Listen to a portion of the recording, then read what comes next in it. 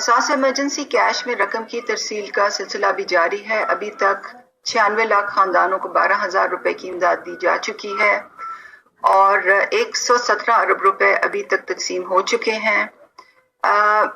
हमें मालूम है कि कुछ लोगों को हकदार होने के बावजूद भी रकम नहीं मिल सकी है क्योंकि उनकी उंगलियों के निशानात की बायोमेट्रिक तस्दीक में मसला दरपेश आया है और ऐसे लोगों की मदद करने के लिए और ऐसे लोगों को रकम की अदायगी करने के लिए अब एक नया मुतबादल जो तरीक़ाकार है वो वज़ा किया गया है। उस पे अमल दरामद कल से शुरू हो गया है और इस मालूमाती वीडियो में मैं उसका तरीक़ाकार आपको बताना चाहूँगी। अब ऐसे लोगों को नादरा दफातर जाने की ज़रूरत नहीं होगी। ऐसे लोगों को जिनकी रकम की हसूली में मसला आया है, जिनकी उंगलियों के निशानात की तस्दीक में प्रॉब्लम आया है, उनको अब नादरा के दफातर जाने की ज़रूरत नहीं होगी। उनको बैंकों की ब्रांचेस में और बैंकों की नामजद शाखों में इमदादी रकम वसूल करने की सहूलत मुहैया की जा रही है। दो हमारे बैंक्स हैं, पंजाब सिंध और बलूचिस्तान में हबीब बैंक सहूलत फराम करेगा और खैबर पख्तूनख्वा, गिलगित बल्तिस्तान और आज़ाद जम्मू और कश्मीर में बैंक अल-फलाह ये सहूलत मुहैया करेगा।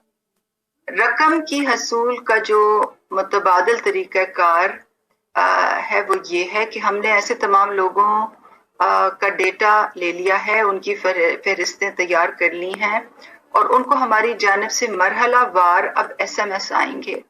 ये याद रखें कि ये SMS सिर्फ 8171 से ही आएगा।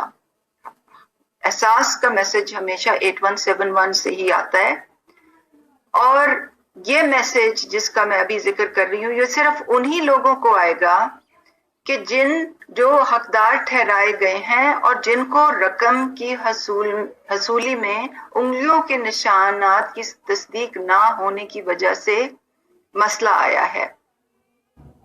तो ये जो मैसेज 817 से आएगा उसमें नाम दर्ज होगा, शिनाख्ती कार्ड नंबर दर्ज होगा, जो बैंक है चाहे वो हबीब बैंक है या बैंक अल-फलाह है उसका नाम दर्ज होगा और उस बैंक की शाख का पता भी लिखा होगा कि वो कहाँ पे है। और दोबारा मैं कहना चाहती हूँ कि ये मैसेज सिर्फ 8171 से ही आएगा। किसी फेक मैसेज पे, जाली मैसेज पे आप तवज्जो ना दें। मुकर्ररा तारीख पे ही आपने जाना है। जो मैसेज आपको आएगा उस पे मुकर्ररा तारीख